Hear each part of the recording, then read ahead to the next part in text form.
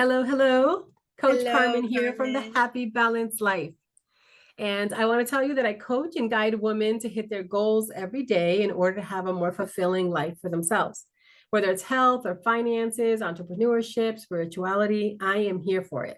I love to learn and I love to teach. And today we're going to be talking about autism. April is Autism Awareness Month. And what is autism? So, autism spectrum disorder, or autism as most people know it, is a neurodevelopment disorder characterized by the persistent challenges in social communication and interaction, along with restricted or repetitive behaviors, interests, or activities. The term spectrum highlights the wide range of abilities and challenges that individuals with autism experience. Now, that's the official definition, right? But today, I am interviewing a woman who is a lawyer, an entrepreneur, a beautiful spirit, and a friend. And she is the mother of a little handsome boy named Amaro. This interview is important to me because I've seen the rapid increase in autism. First, I remember about 20 years ago, it was like 1 in 10,000. Then I remember when my grandson was born, I had looked it up and it was 1 in 150, and that was only 8 years ago. And this past year, in 2024, it was 1 in 36 children are being diagnosed with autism. So, very much like cancer, we all know someone who has autism now, or who has a relative or a child who has autism. So, I want to make sure that we're better equipped to understand them and support them. So, today, welcome, Denise, to the Happy Balanced Life. Thank you for agreeing to interview with me. And let's get started by asking you, can you introduce yourself and tell us a little bit about yourself and your son, Omaro? Absolutely. Thank you, Carmen, for having me. I am very excited to talk with you and share our story. Um, so my name is Denise, and I grew up in Brooklyn, New York. I moved to Massachusetts to go to law school. I come from two wonderful Dominican parents who immigrated to this country.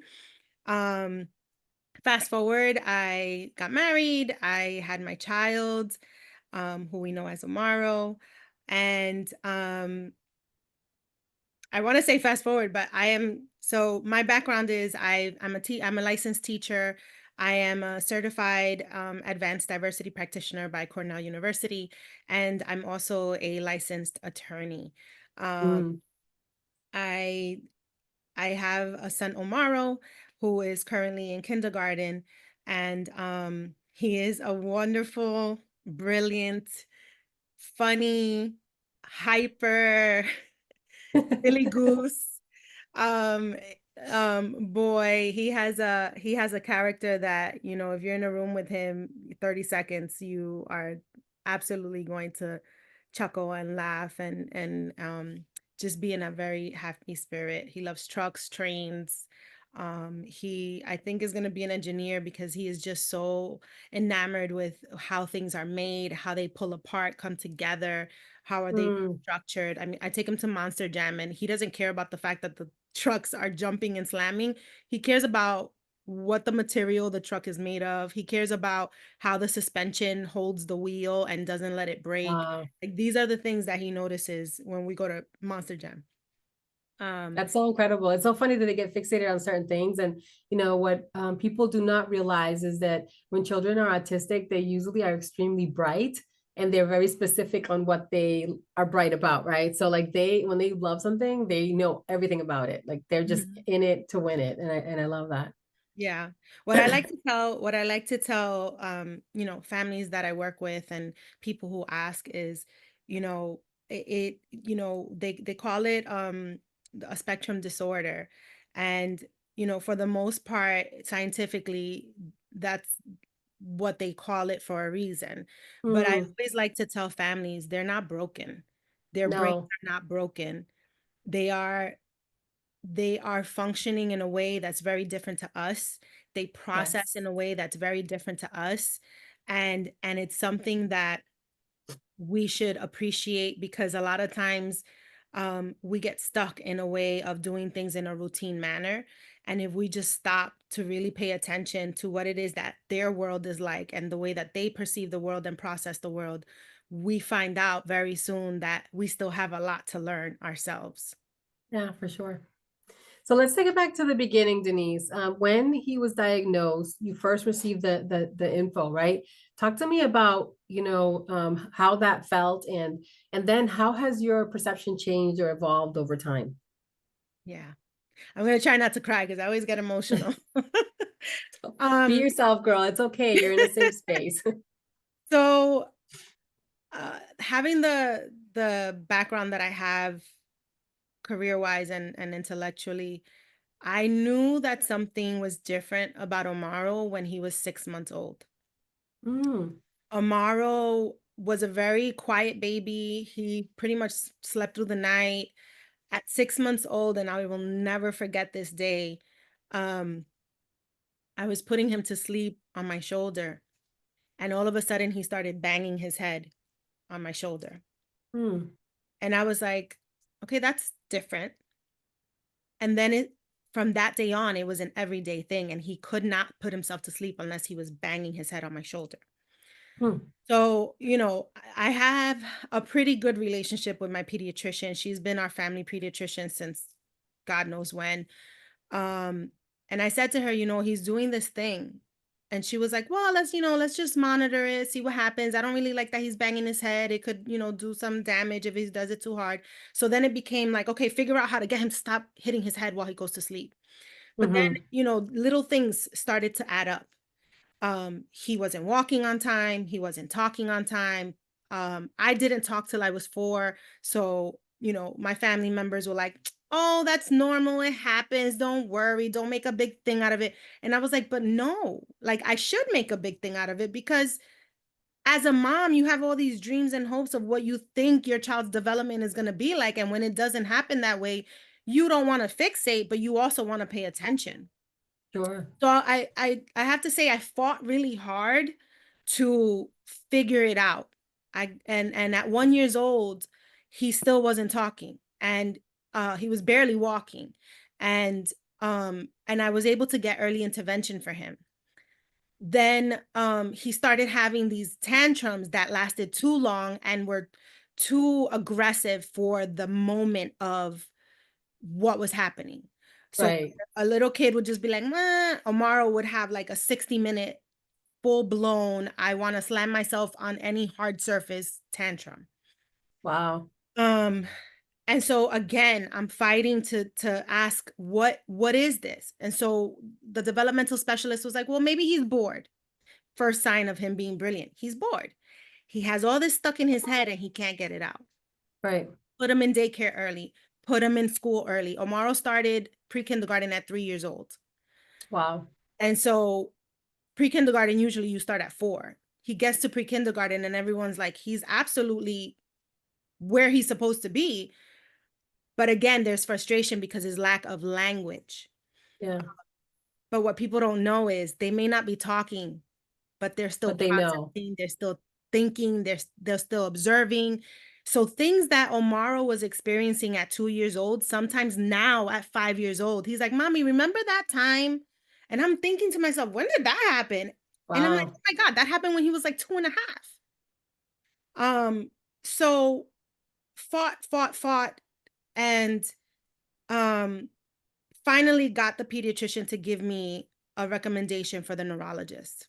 Hmm. I did a lot of research as to like what would it take for me to get a recommendation for the neurologist, and I fought for that. The Yeah. neurologist then heard my cries as a mother and said, you know what? I'm going to send you to the neuropsychiatrist and I'm going to put a speed on it. Because the other thing that mothers and fathers experience, or guardians experience, is that, yeah, you may have a doctor that is supporting you in being concerned. However, the waiting list could be up to a year. Wow. And so you may sit there watching your child struggling for a year before you get a diagnosis. The other thing is that if your child is under the age of 4, they don't want to diagnose them because they're like, well, this could be development, this could be this, that could be the Yeah. It feels too personality. early. Yeah. It's too early to determine that it's autism or somewhere on the spectrum or anything like that. But it's not too early for intervention. And Mm, that's what I was fighting for. Because when a child does have autism, you only have a certain amount of time within their brain development to give them therapy so that they can hopefully be independent and high functioning. got it. So the neuropsychiatrist saw Amaro, and at her office, she experienced what I was experiencing with him on a daily almost, when he had a meltdown. And she was like, I promise you, I'm going to call you. I'm not going to make you wait a month for the diagnosis or come in. She said, as soon as I do my report, I will call you. So she calls me within the same week. And I remember I was in the driving, I was in my driveway. And she said, Denise, so Omaro does have autism. Um, and I said, okay. That I must be so hard to hear. It is. Um, Especially when the stigma around autism in anywhere is Yeah. very negative, and it's rare that people take the perspective that I did, which was my child is not broken, my Yes. child is not damaged, he is Yes. perfect in every way. And Amen. my job as a mother is to help him be his best self and to help Yeah. him get to a point where he can understand his brain and his world and navigate that and be independent, Mm, be his best self. And my job as his mother is not to force him to fit into a norm, but to understand his world and love him the way he needs to be loved and encourage him and empower him to advocate for himself and to be able to, in whatever way he can, communicate his needs and his wants. Um, what a great way to think about it. Only because I can imagine that some parents feel like they're just shocked and they don't even know what to do, right? And then immediately they must be thinking like, what does this mean for him or her, right? Going right? forward. So when you Yeah, have that positive, like, okay, there's nothing wrong with you. We're gonna work with you, and I'm gonna understand you better. He has a better chance, a better life because you're yeah, still willing to work with him than if somebody was like, oh well, he has his diagnosis, now I gotta deal with whatever comes with that, right? yeah, absolutely. So, I'll be honest, that night I cried in a fetal position because oh, I just wanted God to strengthen me and I wanted God to open my eyes to what does this mean? What is the testimony behind this? Um, and I never what a wanted way to to think about it. feel. Mhm. Yeah, and I didn't want to feel sorry for him because I'm like, no, this is an opportunity for him to have something to say to the world that the world is not ready for in a good way, right? Um, and so I started to do my research because I knew nothing. I mean, I was a special education liaison, I was a teacher, I knew about the IDEA laws, federal laws, but it's very different when you're slammed into the storyline, right? Uh, Right. and I realized I knew nothing. I realized I had worked with all these families with special needs children. I've sat in IEP meetings and I knew nothing. Um, and so I started to do a lot of research. I bought the IDEA federal law book, which is like this thick. I Hmm. bought all different types of books of don't get emotional, get active. I started to really, reach out to my networks and say, hey, do you know anyone who has a child with autism? Um, and so I was able to gather a lot of information about how to equip myself to get him the resources that he needed. I found out that Massachusetts actually has an autism commission that is Mm, responsible to make sure that Commonwealth wide people are adhering to providing autism individuals with the resources and connections and grants if they need it, individual grants for families. So it took me some time because they don't make it easy to apply. right. Just applying for federal help for DDS, it took me about 2 hours to fill out the application. Jeez. And then it took me about 6 months to actually get him accepted to be identified as a disabled individual under DDS, which now gets him the resources that he needs. Um, but he was diagnosed at 4 years old. And he's now 5, about to be 6 in July. And I Wow. can tell you that it's only now that I've begun to get a rhythm of exactly what it is that he needs. And it changes all the time. It changes Right, all because the time. he's growing and he's changing, so his needs are going to change as well. And So mhm, Denise, he's fortunate to have you that's a parent, as an activist, like you're his champion. You jumped right in and started getting, wait a minute, like you cried, like you said, in the fetal position, but that's okay. But then you snapped out of that and you became, like his champion. And I love that because he's blessed to have you, right? As a parent that's really that involved. But my question is this: what is the autism spectrum in layman's terms? Because most people don't even know what that is, right? So there's autism, but there's a spectrum that goes with it, and people talk about this sometimes, oh, high functioning, or this, that. What can you explain it in a, like, as basic as possible for the yeah, audience to understand it? absolutely. One of the things that I've had to learn to navigate is people's misconceptions about autism.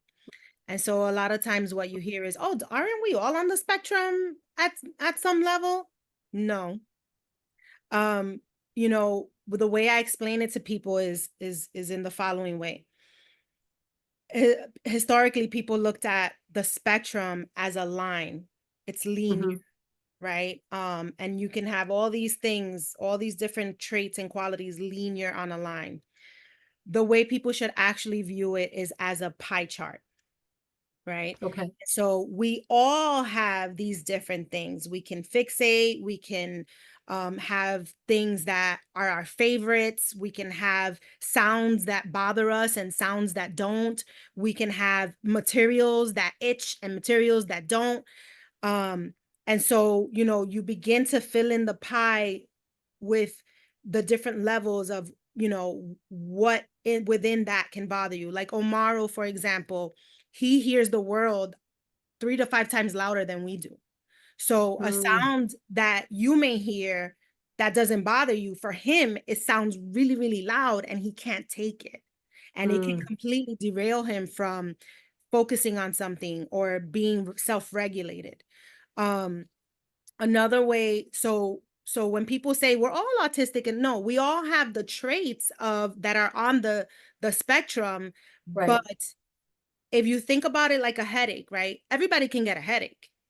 Everybody can feel a headache from time to time. It can be because you went to a loud party, you haven't eaten, you feel sick, but everybody doesn't get a migraine every single day at 120%. right. And so when somebody says, "Oh, we all get headaches," and I'm describing to you a migraine that I have at 120% on a That's daily very different. basis, that derails me from living in a way that I can focus completely, that's not the same. And No. so individuals with autism have that migraine on a daily basis. And the level to which they have that migraine, depending on which area on the spectrum we're talking about, can be 100, 120, 0, right? Because socially, like they may not understand boundaries. Omaro he's cute about it because he's 5, but he'll literally walk up to someone and be like, "Hi, my name is Omaro. My mommy's name is Denise." And so, like, at 5 years old, that's great. It's cute. But at 25 years old, it's not going to look so cute. Right. And so, Right. it's understanding that while we all have characteristics that may be similar to what a person with autism has at a different level, it is Mm. not the same. And it is a different struggle for them because they are dealing with a world that looks very different to them, that can overstimulate them in ways that won't overstimulate a neurotypical person, that can dysregulate them in a way that won't dysregulate a neurotypical person, you So know? does that mean that, well, first of all, I love the analogy that you gave about the headache because it makes me understand it very clearly. But my question is, so does that mean that if I have a person that says my child is high functioning, then they have less of those fixations or traits, but they still have some form of autism, right? And Yes. then if, Yeah, so I'm thinking of the pie chart. So, okay, that But helps me a lot. they may have, for example, they may be high functioning, which means what high functioning means in the autism world is that at some level they will be, when they are adults, they will be able to be independent. They will be Mm, able to understand their brain enough to have the tools in place to say to themselves, you know what?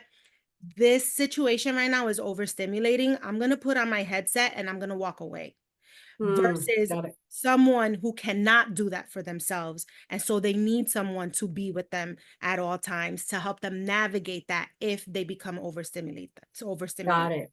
Okay, that's great. So one of the things that I loved about our conversation before this that we had, don't know if you remember this, at the coffee shop at Jesse's, we were talking about your desire to do something more, right? So you are an amazing mom and doing all these things. You really are trying to figure out what his needs are, and you want him to continue to grow and be independent and enjoy. So you're always putting him in activities and understanding. We've even talked about his diet and other things, right? But now you want to do something more, right? So there is a growing, I'll say there is growing support on autism, but I think we've talked about the fact that maybe it's not growing as fast as the diagnoses are coming, right? So the support is out there, like you said, in the different states. There's different organizations that are starting up and trying to do things, but it doesn't seem to match, right? The diagnoses are coming in quickly. We don't seem to have enough support for the parents. Tell me a little bit about what your plan is with your new organization. Thank you. And absolutely. And as of yesterday, I wanted to let you know, as of yesterday, that number has changed to 1 in 34. Oh, So on a that's right, weekly because that was the basis, 2024 number. Yeah. yeah, the 1 in 24. Did you say 26 or 20? 1 in 24. On a Oh, weekly it was basis, 1 in 36 last year. yeah. So now it's 1 in 34, and that number is constantly changing. Um, you In Lawrence alone, the amount of children in Lawrence who have autism is higher in a percentage rate than the amount of children in the United States have autism. Wow. And so, keeping that in mind, think about our community and think about here locally what resources are in place for our families, what Mm-hmm. resources are in place for the schools to understand our children with autism. um, I have a really good relationship with my son's school administrators and teachers, but that's because I've made it important to do that. But there's some families who don't have the time.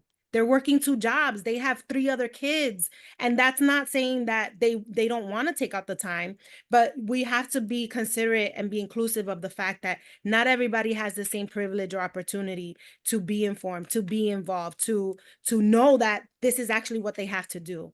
And so for me, it was very important not just to advocate for awareness, but to advocate for acceptance and to advocate for people to hold themselves accountable to what is happening around autism and the amount of increase that is happening, not just, worldwide, but we keep concentrating it um to our city, to Lawrence, to our Merrimack Mm-hmm. Valley, right?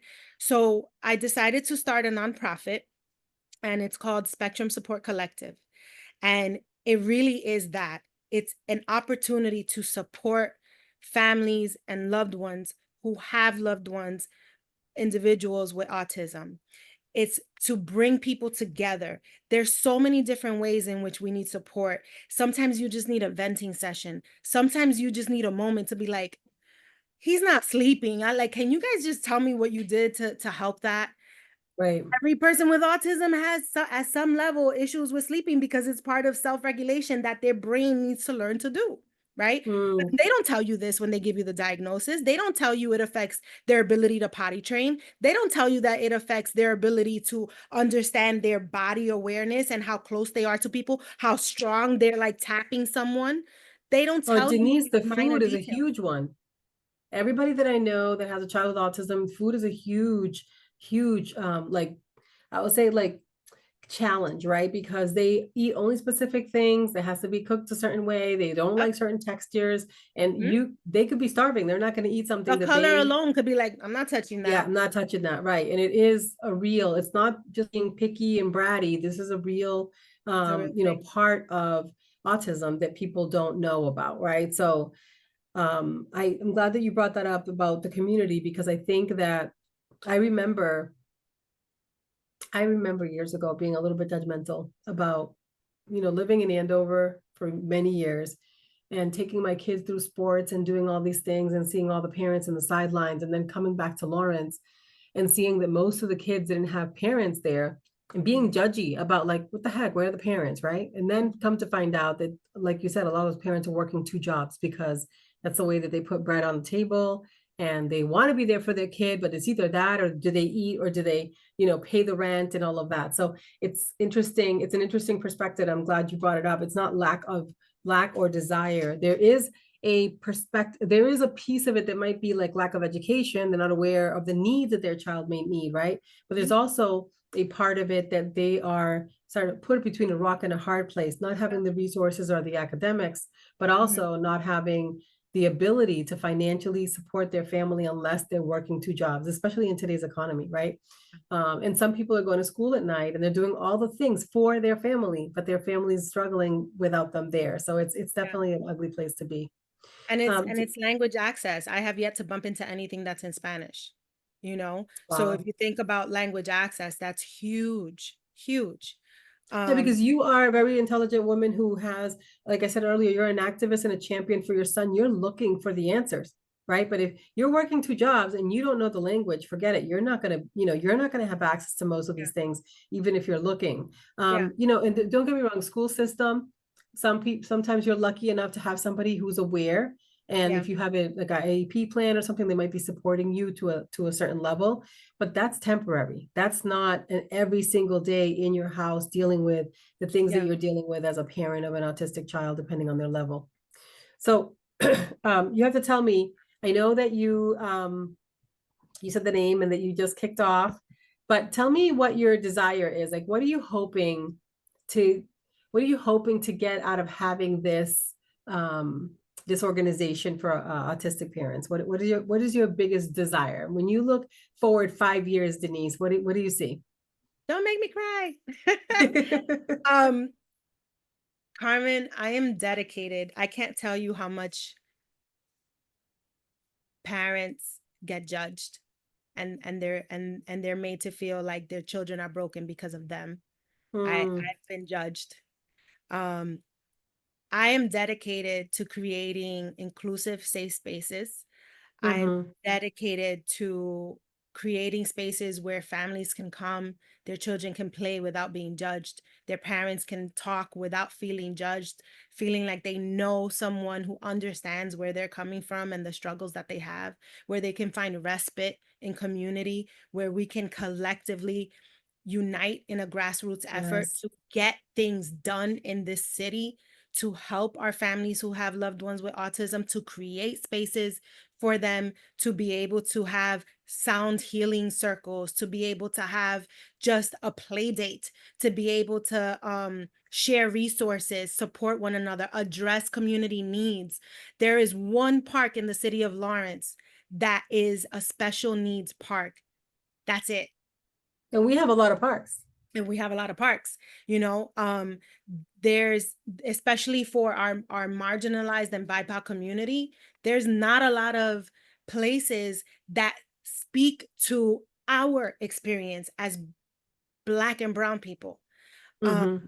you know, a lot of the resources out there are more so for non-marginalized communities, are more so for privileged communities. So for me, I was like, okay, well, I fit into a certain income bracket, but that still doesn't speak to my experience as a mother, as a Yeah. Latina, as a single mother. Um, and so through community development, through education, giving parents education, let's talk about STEMing, right? The schools are like, oh, he was making noise. No, he was not making noise. He was stimming. And the Mm. stimming tells you he's either overstimulated or dysregulated. So what did you do with that? What To triggered support. him? How did you Right. help him? How did you support him instead of saying he's being a bad kid? Right. Right. And so, being able to support one another, address community needs, and through community development and education and grassroots organizing, active engagement, because the more you engage in these conversations, the more you engage in what's coming out that's new about autism, or what strategies, what is sensory sensitivity, what is sensory Mm. input versus sensory output, how does my child change their bodily language when they're dysregulated versus overstimulation. These are conversations that we need to have, because if we have those conversations, if we have that education, if we educate our community, not just awareness, but also acceptance, and to hold themselves accountable, there is a collective empowerment that begins to happen. And people Mm. start to feel like they can be proud of where they are as a family, of their individual, their loved one with autism, instead of being ashamed, instead of feeling like they can't go to that party, they can't go to that park. I love the beach. Omaro loves the beach, but you know what the difference is for us? We don't go in the morning. We go after 2 o'clock, because that's where everybody leaves, and we can have the beach to ourselves, and Omaro can roam around, and I can enjoy the beach instead of trying to, sorry, oh, I'm sorry, oh, I'm sorry, because Omaro Yeah. likes to go up to people and say hello. So it's Yeah. understanding these nuances and being able to have those conversations without being ashamed, and knowing that this is a part of the journey and it's okay. Girl, preach. So I'm so excited for what you're doing. Honestly, I think, I don't think I know it's so needed, right? And I think the fact that you're a Latina and that you have the background and that you have the experience and that you've been doing all the work, now you can sort of share that experience with other people. And you and I had talked already about the spaces. I had never really thought about that. I mean, being able to take your child to the park shouldn't be that difficult, right? But it's complicated. There's other people that are addressing or at least judging you because they don't understand what's happening with your child, right? Mhm. Or why you're not responding the way that they would respond because it's not the same type of situation, right? So a lot educating people is a huge, huge part of this, and I'm so excited to see what you're going to do with your organization. Thank So you. Denise, you know that as a wellness coach, I work with a lot of moms. I work with a lot of women mostly. A lot of them are And you'll be working with our mothers. moms. Yes. And a lot of these mothers are exhausted, right? Just Yes, naturally, because as women, we are nurturers and we want to give, give, give. We take care of everybody else but ourselves. yes. So many of the parents of neurodivergent children struggle with balancing self-care while being a caregiver, right? How do you prioritize your own well-being and what advice do you have for other parents? First, I want to say I don't have all the answers yet. It's like I said, as Omaro transitions into different spaces and fixations, and um whatever his world is changing into, I also have to adjust. Um Hmm. I will say that one of the major things that helped me begin to think about what it means to be a mom in this journey, and an advocate and a career woman and everything to everyone, right? Because that's what we feel we have to be. Mm-hmm. I started to really have an understanding, because Omaro is very emotionally intelligent. If I'm dysregulated, if I'm in a bad mood, he automatically matches me.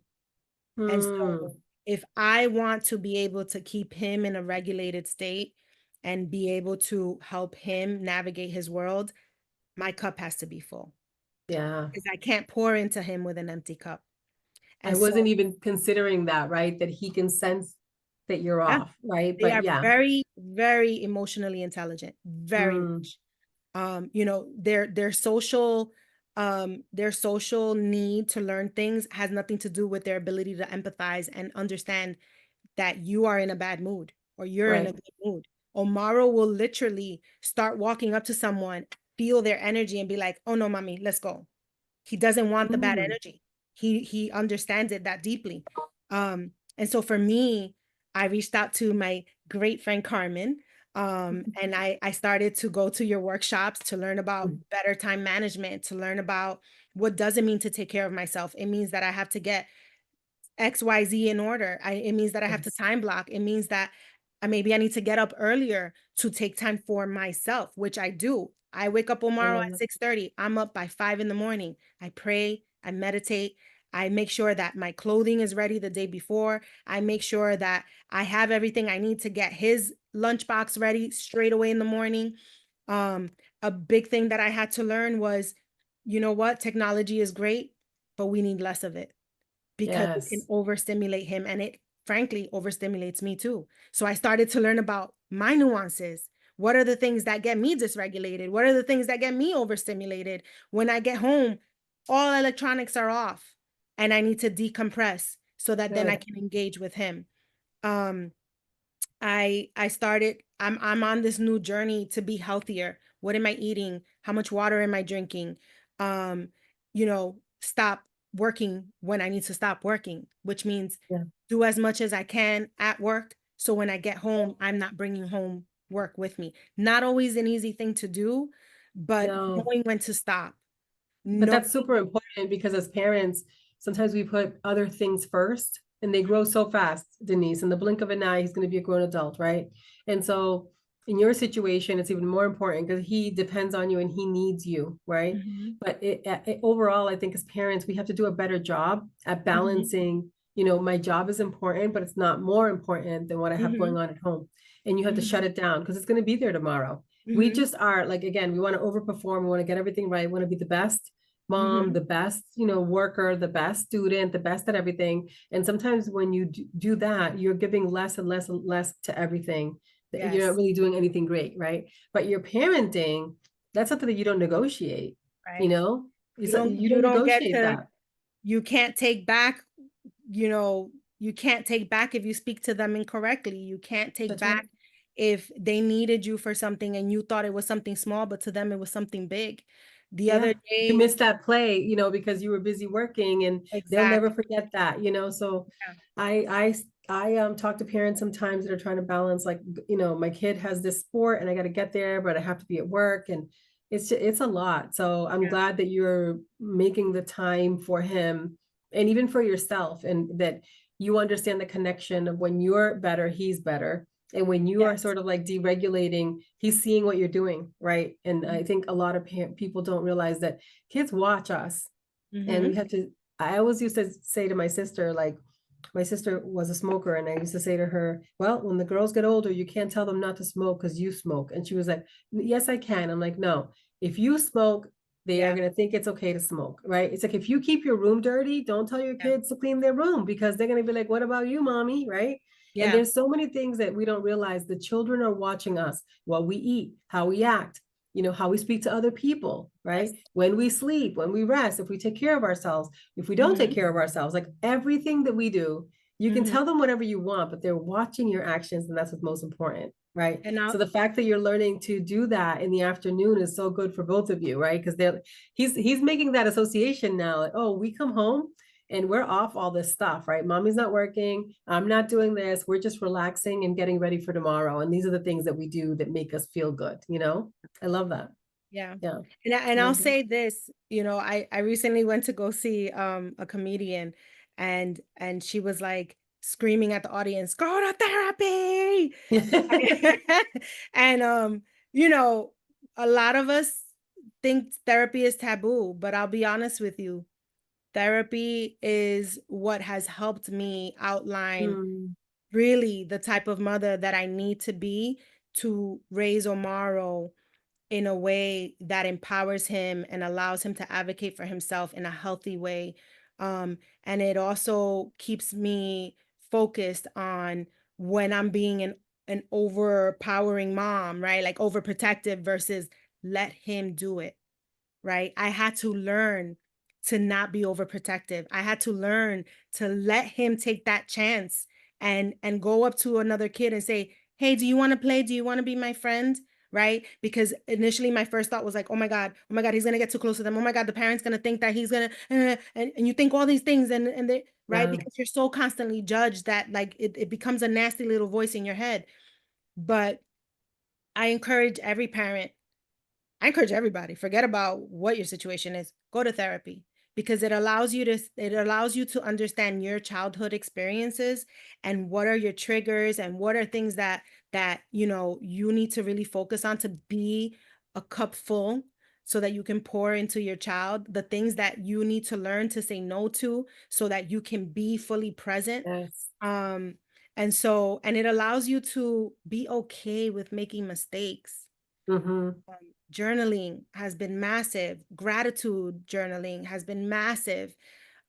It's the world is just it makes the world makes it so easy for you to be down on yourself, for you to just focus on the negative.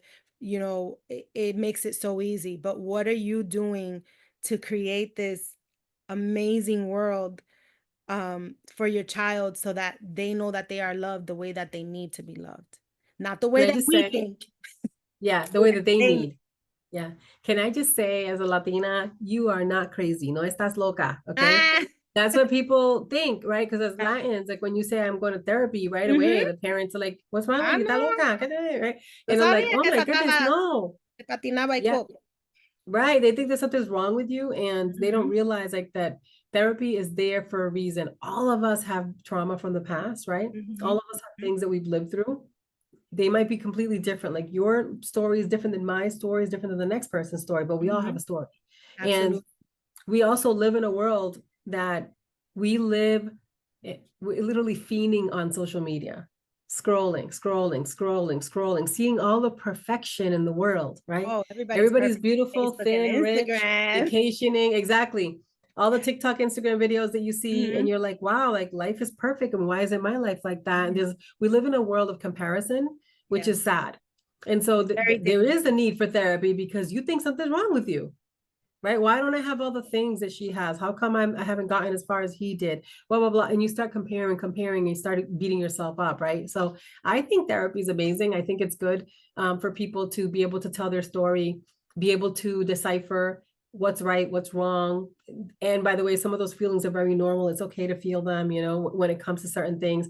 But I just think it's too bad there's such a taboo, right? That people don't want to talk about it, even if they are going to say, yeah, I have a therapy appointment at 4 o'clock, and not feel like they're going to be judged or like, oh, wow, Mhm, Denise está loca, like she's crazy mhm, or whatever. Well, you know what? Let them call you whatever. You're going to be getting the help that you need. And in mhm. your situation, especially because you have so much pressure on you, you definitely want to go to talk to somebody. It Yeah, alleviates all that, you know, pent up pressure that you have from the week or from the last time you spoke to them and the things that you're trying to work on in your life.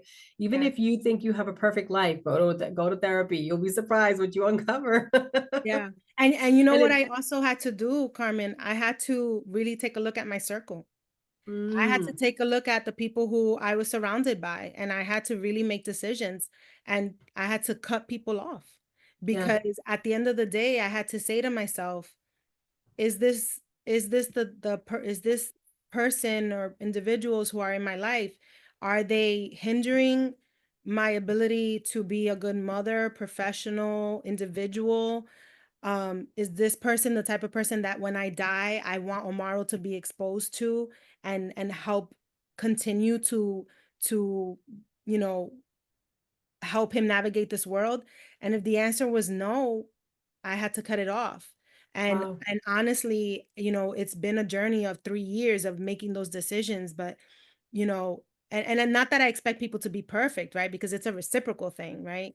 Um, but if it was somebody that was taking up more of my time and not really caring about the fact that like, I'm up at 1 o'clock in the morning because I didn't get to finish something that I had to do for work because my child had a meltdown for an hour and I had to be there for him.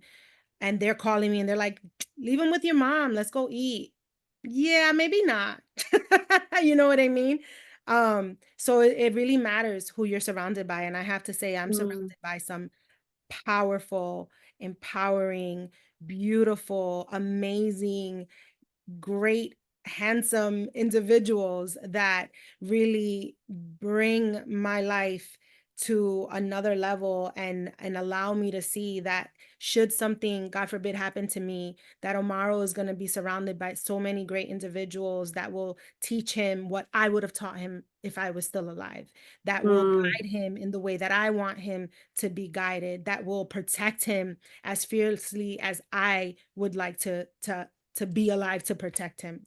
And I think that's as a parent, a- mm. and as a person, that's super important to know this, because anything can happen. And one of the greatest stressors of a parent who has a special needs child is, if I die, what happens to him? What happens I next? can't Yeah. tell you how many times I think about that, and I'm like, if I die, what happens to him? Yeah. And I'm I one have of an the aunt. lucky ones, because I have an aunt who has an older cousin, and that's the concern all the time, right? That luckily for us, the siblings will jump in. He has Asperger's, but Mhm, he's a man already, and he takes care of himself, but he's very dependent with mom and mom with him, and mhm, that's always been my concern, is like she's already 82, I think, mhm. and he's in his 40s. So imagine, in her mind, she's like, I know Yeah, she worries about it. We've talked about yeah, it, but she knows that my other cousins would step in. But can you imagine? Those are his brothers and sisters, right? yeah, But can you imagine, like, somebody who doesn't have that um, yeah. support that you just mentioned, right? That doesn't have the right people around to handle that when they Mhm, go. I mean, that must be, so difficult. But I'm glad. I mean, it's sad that you have to even think about it, but I'm glad that you are thinking about it, because it's that serious. If anything did happen, will he be surrounded with the right people that are going to continue to take care of him? And he's going to feel the love and support, of them, and they're going to understand him, because that's really mhm. important. Exactly. I Yeah. think one of the biggest things I've learned more recently is about the processing. So Mhm. even with my grandson, like my son would tell me, Mom, you just can't tell him to go take a shower. That's why he has a meltdown. You have to explain to him in advance that it's going to happen. Yeah. So something as simple as, we're going to read this book, and then when we're done in about 10 minutes, you're going to go take a shower. Yep. After your shower, we're going to go to bed. It works fine. They do it without a problem. Mhm. But if you just go take a shower right now, it's like freaked out, because that wasn't part of their plan. It wasn't in their mind like that. And that's Mhm. not the way that they Expectations. process. Yeah. So it's just like little things like that that make a big difference in the way that we should operate. So speaking of that, for those of us who want to support autistic parents, right? What does that look like? Because I do feel like, in all fairness, like, we just don't know what to do, right? Like, we're like, okay, we see a situation happening, whether a child's having a meltdown or they're stimming or whatever, like, and if we're in the presence, what do we do? Do we get involved? Do we don't do anything? How do we support you? Like, talk to me about that. Yeah. Sorry. Um, so the first thing, um, I'm sorry, give me one second. Sure. This is the part of life of um multitasking. Um, the first thing that I can give advice to individuals who love us is, don't give us answers.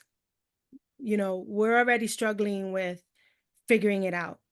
Um, And so I think that one of the most important things that our loved ones can do for us is, Mm, if we're saying something or sharing something, always say, do you want me to listen and you just vent? Do you want me to give you my opinion? Do you want me to help you mm. research that? What can I do for you in this moment? So Because ask, because sometimes, that might be different depending on how you're feeling or what's going on at yeah, the moment, right? Got right. it. Got it. Exactly. Because I can't tell you how many times, I really just needed to vent, to hear myself say it, to say like, okay, what is it that I'm really concerned about here? Yeah. Um, and um, and then people would give me advice, and I'm like, but you don't even have a child with autism, so like you really don't know what you're Yeah, talking about. you don't know. So, and it can be uncomfortable, because now you're in a situation where you got to tell somebody, like, you don't, depending on the stress that you're under at that point in time, like, you really want to be like, shut up. But, you don't say it because you don't want to be rude. But at the same time, it's Mm. like, just support me. I don't need advice. Like, just support me. Like, maybe I just need a hug. I think Um, people think that you want I mean, in general, I think most people just think you want a fix, right? And you don't. right. Sometimes you just want somebody to listen, because Yes. as much as we try, we're not really living what you're living. We could Yeah. see it.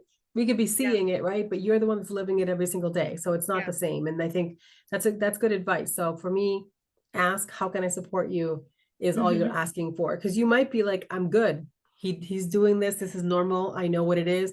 Other Mhm. times you may tell me like, or somebody else like, hey, I need you to do this right now or whatever. And Mhm. I think that's really good advice so that Yeah. everybody's getting an opportunity to figure it out at the moment, case by case basis, depending on what's Yeah. going on. Yeah. Yeah. So And go what ahead. people don't understand is like, especially as, and I can speak to single moms, the stress that we're under is similar to a soldier who's in active war. Think about that. Wow. The stress that we are under is similar to a soldier who is in a war, active war. And So so, your body is in constant fight or flight mode, constant. absolutely, my cortisol levels, I've had to learn about cortisol, and I've Yeah. had to learn about how to lower my cortisol because I literally would wake up at 2 o'clock in the morning and couldn't go back to sleep until like 5 Yeah. when I have That's to wake that's up. cortisol. Yep, Mhm. for Um, sure. the other thing that can be helpful is sometimes people assume you don't want to go to things. Don't make those Uh, decisions for us. Ask us, "Hey, I'm planning this party. And do you think it's something you want to come to? Is there something that I can do to make you more comfortable?" I mean, not necessarily arranging. My family members ask me specific questions so that they can make the space inclusive for Omaro, right? mm, Not everybody can do that. But what I do appreciate is when people give me a lot of time so that I can find a babysitter, so that I can actually enjoy myself at the event.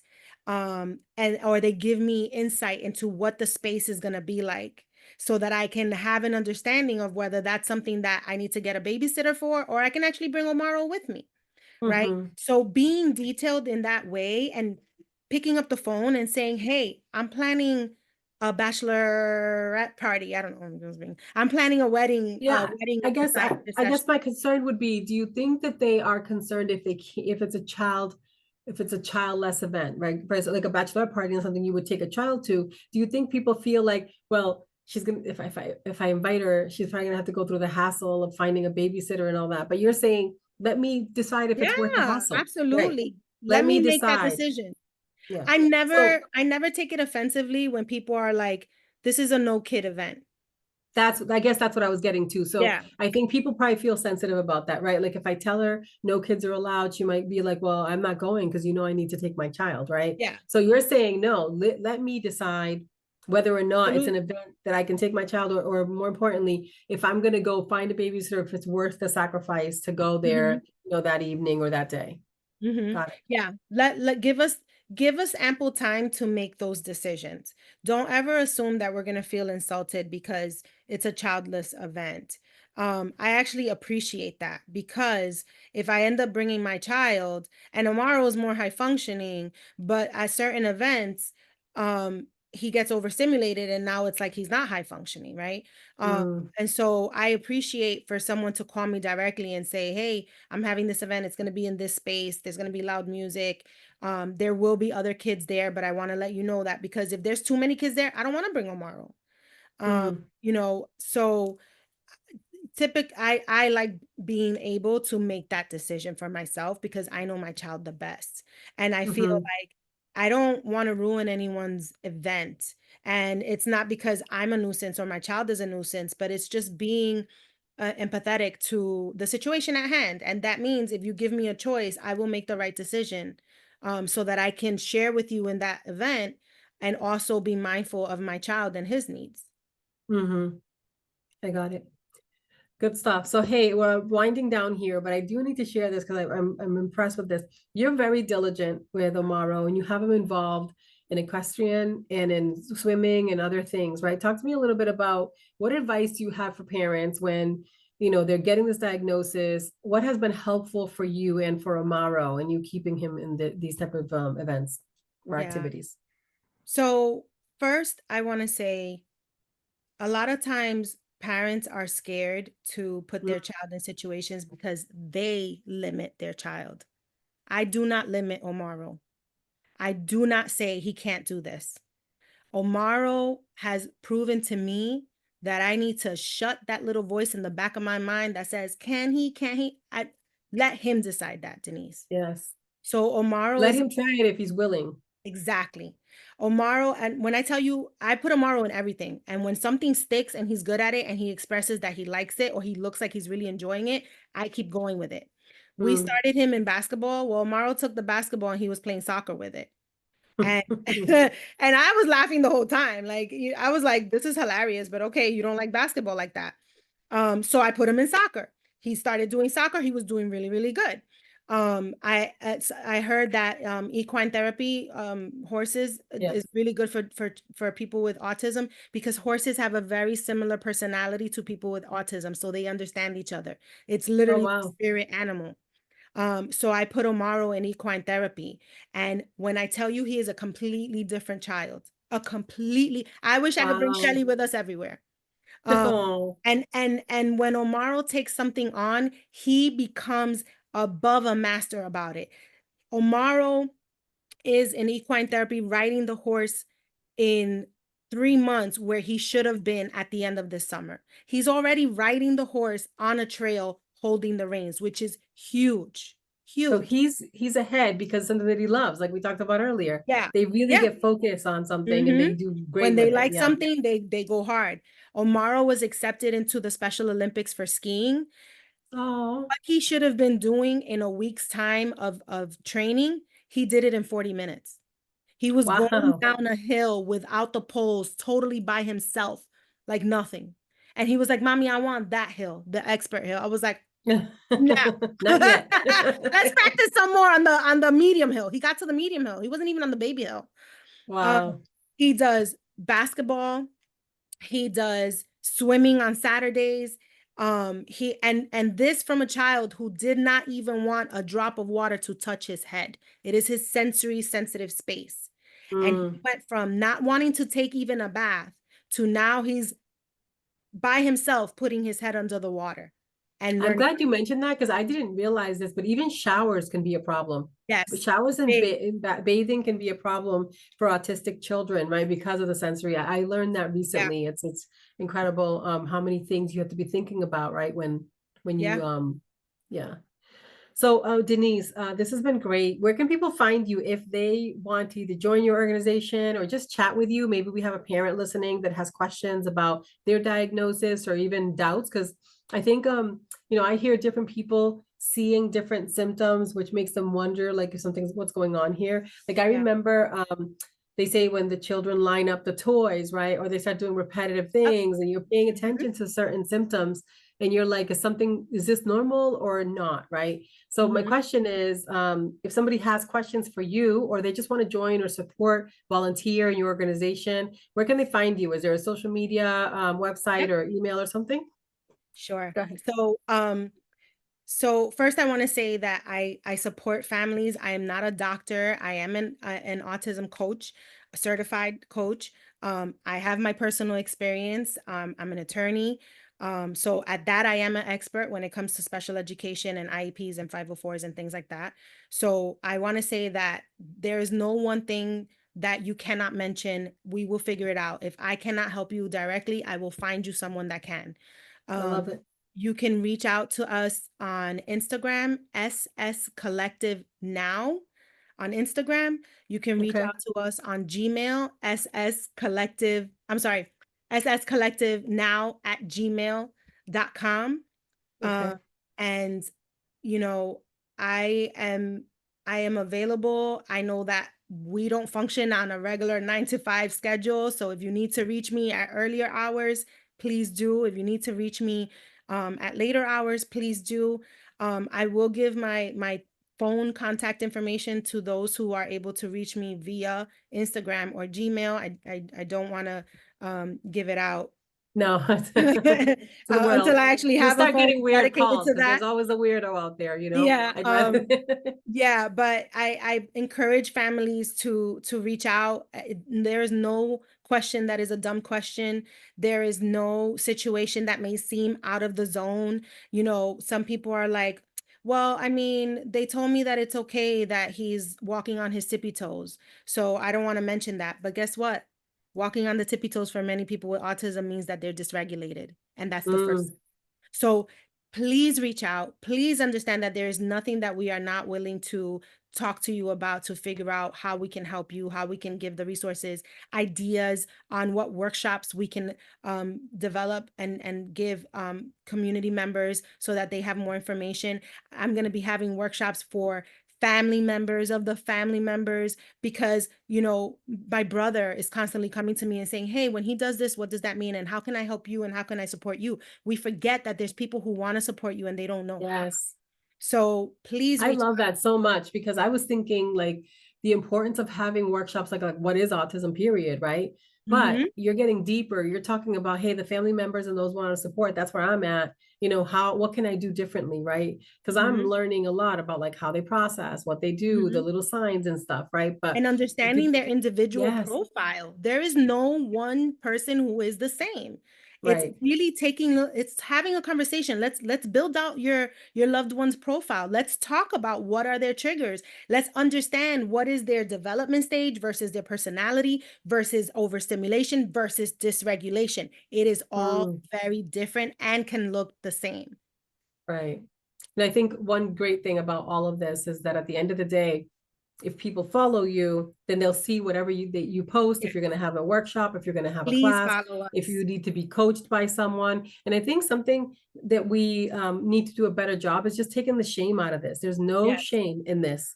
Okay, Yes. there's no shame. If you have questions or concerns that your child or somebody that you know may have not been diagnosed but could have Yes. something, Hmm. Denise at least will help you understand how to navigate that, what's out Hmm. there, what you should be asking, maybe when you go to the doctors, if they're not paying attention to some of the Hmm. signs, you want to go ready, you want to go prepared when you are trying to get a good diagnosis. Like you Hmm. said, there's a wait list. And And I you do want to think, know the language to use when you're talking to your doctor versus your school. Um, mm, I can't, Carmen, I can't tell you. Yesterday was World Autism Day, but this month yes, is about autism, period. yes, And I can't tell you, I bought a bunch of bracelets and yeah, ribbons. yeah. And I can't tell you how many people I would say, hey, do you want to support us in Autism Awareness, World Autism Awareness Day? And I had people who literally were breaking down in tears because they've Oh, been sitting in silence, not telling anyone anything. Oh, my grandchild has autism and I can't say nothing because I don't understand it. And people make us feel ashamed. yes, Share our page, share our Gmail, give, even if you don't say a word, you sharing that will give somebody the courage to reach out to me and to be able to get the help that they need, to get the support yes. that they need, the empowerment that they need. I love it. Denise, I love everything that you're doing, girl. Keep it up. I'm so excited for you. Thank I you. know We're you're going to be excited. so successful, my friend. So thanks for listening. For those of you that are listening, I appreciate you. Follow Denise on her Instagram or send her a Gmail if you actually need some support right now.